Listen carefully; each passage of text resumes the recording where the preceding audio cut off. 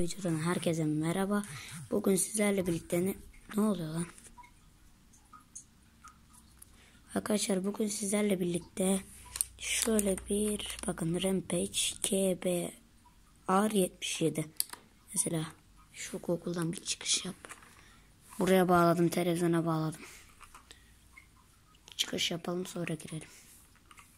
Şimdi bunun güzel bir klavye, böyle 36 tuş. 259 lira vatanda, Isparta'da. Bakın.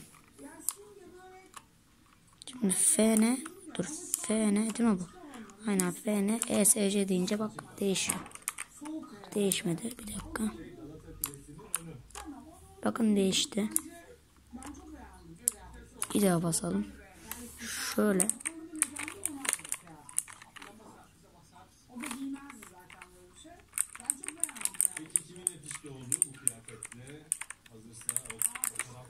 Şöyle.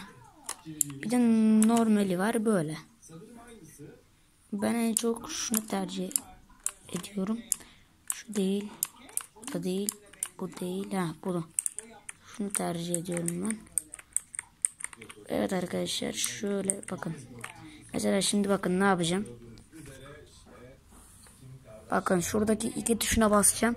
Televizyonda bakın orada iki tuşu çıktı. Gördüğünüz gibi. Buna bağladığım için öyle bakın. Mesela şimdi 3 gene 2 oldu. Görmüyorum. 5 bak şimdi. Şunda 6 tuş var arkadaşlar. Bakın şimdi ışığını kapatayım ben bunun.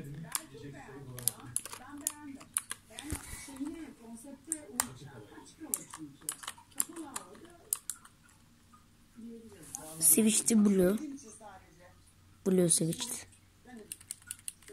switched Blue. Böyle M tuşunu çıkardım. Tamam. Böyle arkadaşlar klavye. Şimdi ben kendi ayarımı alayım. Evet, kendi ayarımı aldım. Arkadaşlar böyle bir klavye, güzel Rampage KBR77. Bunu alabilirsiniz. Hani güzel kullanışlı, CSGO oynuyorsanız hep onunla oynanacak VR falan var hepsi. CSGO oynuyorsanız var. Böyle şimdi göstereyim ben. Şöyle. İşte. Mekanik.